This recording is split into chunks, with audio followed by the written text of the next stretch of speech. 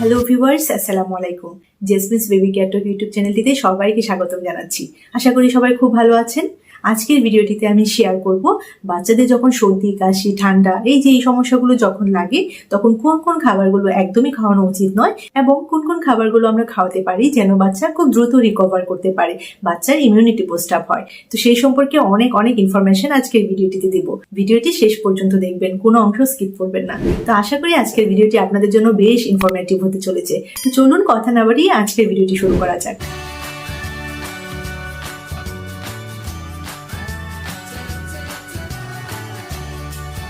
তো প্রথমেই বলি, যখন বাচ্চাদের সর্দি কাশি ঠান্ডা এই সমস্যাগুলো লেগে থাকবে তখন কোন খাবারগুলো একদমই খাওয়ানো উচিত নয়। দেখুন, এমন বেশ কিছু খাবার রয়েছে যে খাবারগুলোতে কিন্তু কুলিং ইফেক্ট থাকে। তো যে খাবারগুলোতে কুলিং ইফেক্ট থাকে সেই খাবারগুলো এই সময়টা একদমই বাচ্চাদেরকে দেওয়া উচিত নয়। কেননা এই খাবারগুলো যদি তখন দেওয়া হয় তাহলে দেখা যায় যে বাচ্চাদের সর্দি কাশি ঠান্ডা এই সমস্যাগুলো আরো বেশি বেড়ে যেতে পারে। এই কারণেই কিন্তু যখন বাচ্চাদের সর্দি কাশি বা ঠান্ডা লাগার মতো সমস্যা থাকবে তখন আমরা বাচ্চাদেরকে কোন কোন খাবার খাওয়াবো না বা কোন কোন খাবার খাওয়াবো সেই সম্পর্কে কিন্তু বেশ সতর্কতা অবলম্বন করতে হবে। তো সেই রকম খাবারের মধ্যে একটি খাবার হচ্ছে মিষ্টি জাতীয় খাবার। মানে এই সময়টাতে বাচ্চাদেরকে কিন্তু অতিরিক্ত পরিমাণে চিনি দিয়ে তৈরি করা খাবার বা অনেক বেশি মিষ্টি জাতীয় খাবার বা সরাসরি মিষ্টি এই সময়টাতে বাচ্চাদেরকে খাওয়াবেন না। কেননা তখন কিন্তু দেখা যায় এই খাবারগুলো খাওয়ালে বাচ্চা কিন্তু অনেক বেশি কষ্ট হয় এবং বাচ্চার যে সর্দি জাতীয় যে সমস্যাগুলো রয়েছে সেগুলো কিন্তু বাচ্চাদের বেশি ফিল হয়, বাচ্চারা অনেক বেশি কিন্তু কষ্ট পায়। এরপর আমি যে খাবারটির কথা বলবো তা হচ্ছে ড্রাই ফ্রুটস। দেখুন, আমরা যতই ড্রাই ফ্রুটস বাচ্চাদেরকে পাউডার করে মিহি করে বা ব্লেন্ড করে বা পেস্ট করে অন্যান্য খাবারের সাথে অ্যাড করে তৈরি করে বাচ্চাদেরকে খাওয়াই না কেন, বাচ্চাদের যখন সর্দি কাশি ঠান্ডা লাগার মতো সমস্যা থাকে তখন কিন্তু এই যে ড্রাই ফ্রুটস জাতীয় যে খাবারগুলো রয়েছে তা কিন্তু বাচ্চাদের গিলতে সমস্যা হয়। তো যখন বাচ্চাদের গিলতে সমস্যা হয় তখন কিন্তু দেখা যায় বাচ্চারা কিন্তু বমি করে ফেলে বা বাচ্চাদের হজম হয় না। কাজেই বাচ্চাদের যখন সর্দি কাশি ঠান্ডা লাগার মতো সমস্যা থাকবে তখন ড্রাই ফ্রুটসটা অ্যাভয়েড করবেন। বাচ্চা অন্যান্য সময়ে কিন্তু সারা বছরই বাচ্চা খেতে পারবে, বাট যখন বাচ্চা সর্দি কাশি বা ঠান্ডা লাগার মতো সমস্যা থাকবে তখন এই ড্রাই ফ্রুটস জাতীয় খাবার বা ড্রাই ফ্রুটস একটু অ্যাভয়েড করবেন।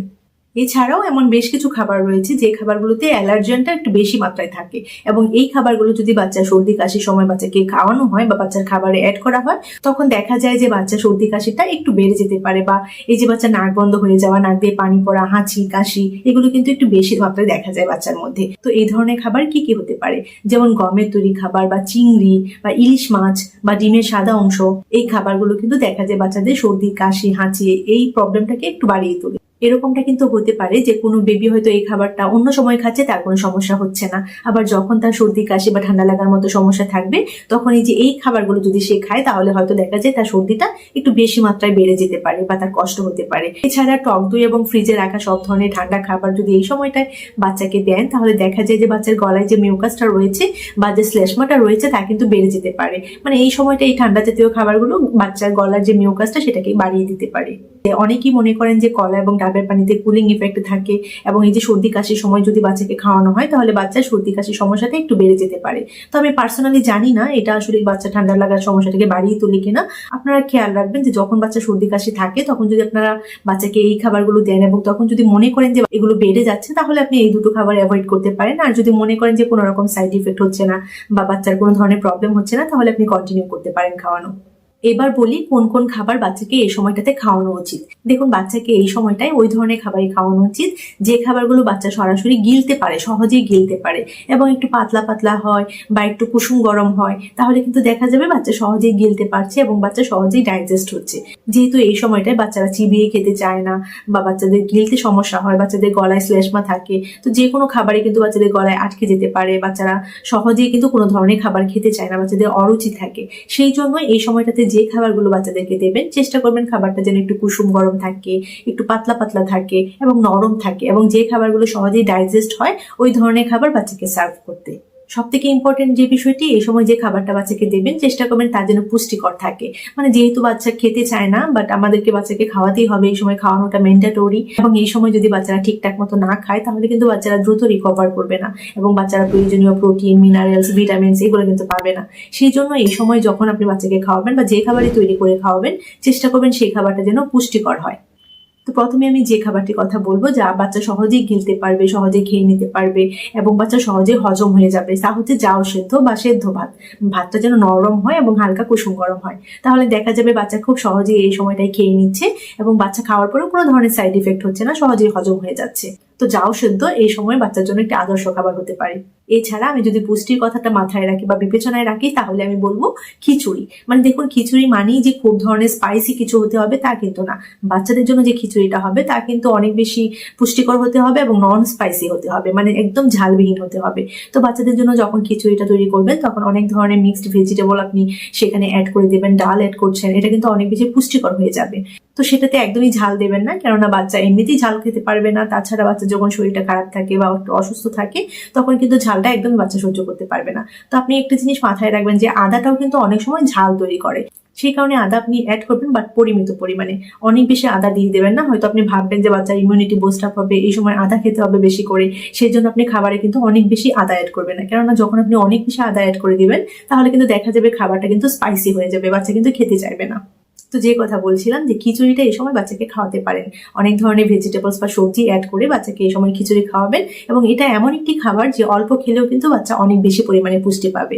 কাজে বাচ্চা যখন সর্দি কাশি হাঁচি থাকবে বা ফিভার থাকবে, জ্বর থাকবে, এই সময়টা কিন্তু বাচ্চার জন্য একটা আইডিয়াল ফুড হতে পারে খিচুড়ি।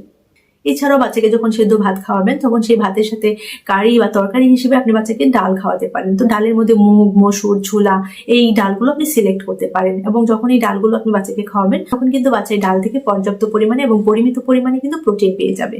এবার আমি বলবো বাচ্চাদেরকে একটি দুর্দান্ত খাবার খাওয়াতে পারেন যা হচ্ছে স্যুপ। সেটা চিকেন স্যুপ হতে পারে বা সেটা ভেজিটেবল স্যুপ হতে পারে। এগ স্যুপটা আমি বলছি না, মানে ডিম স্যুপটা আমি বলছি না, কেননা ডিমের সাদা অংশ থেকে বাচ্চা অ্যালার্জি সমস্যাটা বাড়িয়ে তুলতে পারে। সেই জন্য আপনি ভেজিটেবল মানে সবজির স্যুপ খাওয়াতে পারেন, চিকেন স্যুপ খাওয়াতে পারেন। এছাড়া সবজির সাথে ডাল মিক্সড করে একটি পাতলা স্যুপ তৈরি করে বাচ্চাকে খাওয়াতে পারেন। এতে করে কিন্তু বাচ্চা অনেক ধরনের ভিটামিনস পাবে, মিনারেলস পাবে, এছাড়া বাচ্চা খনিজ মৌলগুলো পাবে। তো এখান থেকে কিন্তু বাচ্চা অনেক ধরনের ভিটামিনস বাচ্চার শরীরে কিন্তু যাবে এবং বাচ্চা কিন্তু ইমিউনিটি বুস্ট আপ হবে এবং বাচ্চা কিন্তু দ্রুত রিকভার করবে। দেখুন, আমরা জানি যে এই সময় কিন্তু বাচ্চারা খেতে চায় না, তো বাচ্চা যেন খেতে চায় সেই জন্য আপনি করবেন কি, যখন আপনি খিচুড়ি খাওয়ান বা যখন আপনি স্যুপ খাওয়ান তখন সেই খাবারের মধ্যে অল্প একটু লেবু চিপে দিয়ে দিবেন। তাহলে হবে কি, বাচ্চার কিন্তু রুচি বাড়বে এবং এই সময়টা যেহেতু বাচ্চা খেতে চায় না, বাচ্চার কিন্তু রুচি হবে খাবারে। আচ্ছা, এই কাজটি কিন্তু আপনি অবশ্যই করবেন। যখন আপনি বাচ্চাকে খাওয়াবেন তখন হালকা একটু লেবু চিপে বাচ্চাকে খাওয়াবেন। তো এই সময় আরেকটি পুষ্টিকর খাবার হচ্ছে আপনি কুসুম গরম দুধ খাওয়াতে পারেন বাচ্চাকে দিনে একবার। তো সেই দুধের মধ্যে কিন্তু আপনি খেজুর অ্যাড করে খেজুর এবং দুধের একটা শেক তৈরি করে বাচ্চাকে খাওয়াতে পারেন। এছাড়াও আপনি হলুদ এবং দুধ ফুটিয়ে সেইটাও আপনি বাচ্চাকে খাওয়াতে পারেন। তো দুর্দান্ত একটি খাবার হচ্ছে এই দুধের সাথে এই যে এই ইনগ্রিডিয়েন্টস গুলো যদি অ্যাড করে বাচ্চাকে খাওয়ান তাহলে কিন্তু বাচ্চা সহজেই খেয়ে নিবে এবং বাচ্চা পর্যাপ্ত পরিমাণে পুষ্টি পাবে। তো ফলের কথা যদি বলি, যে বাচ্চা যখন সর্দি কাশি হাঁচি থাকবে বা বাচ্চা যখন গাটা ম্যাজ করবে, একটু জ্বর জ্বর থাকবে, এই সময়টাতে বাচ্চাকে আপনি অরেঞ্জ বা কমলা খাওয়াতে পারেন বা মোসাম্বি খাওয়াতে পারেন।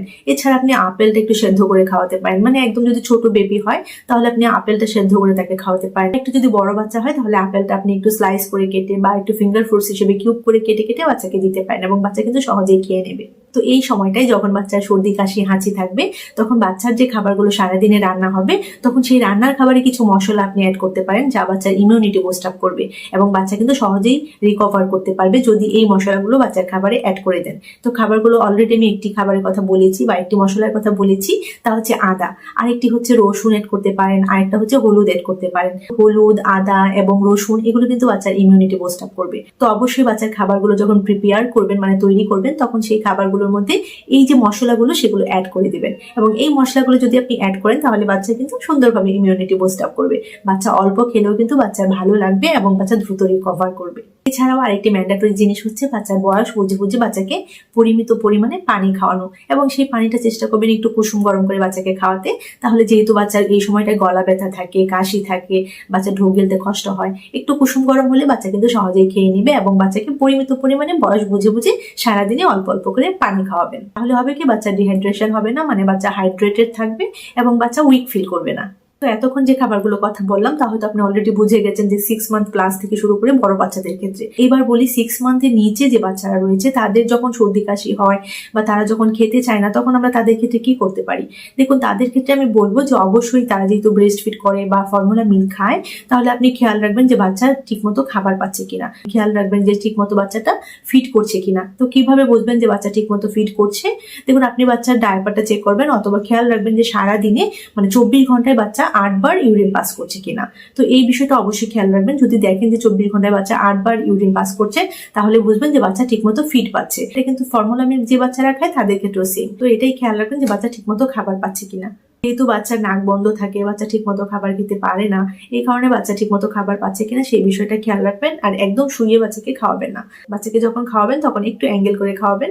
আর যদি দেখেন যে বাচ্চা রাতে অনেক বেশি কান্না করছে, নাক বন্ধ থাকে, সেক্ষেত্রে অবশ্যই আপনি একজন পেডিয়াট্রিশিয়ানের শরণাপন্ন হবেন। ফাইনালি আমি আপনাদের উদ্দেশ্যে যে কথাটি বলবো যে দেখুন, বাচ্চাদের যখন সর্দি কাশি হাঁচি থাকবে তখন বাচ্চাদেরকে তৈলাক্ত খাবারগুলো দেবেন না, মানে অনেক বেশি বাটার অ্যাড করা, অনেক বেশি ঘি অ্যাড করা, অয়েলি ফুড, এই খাবারগুলো বাচ্চাদেরকে দেবেন না।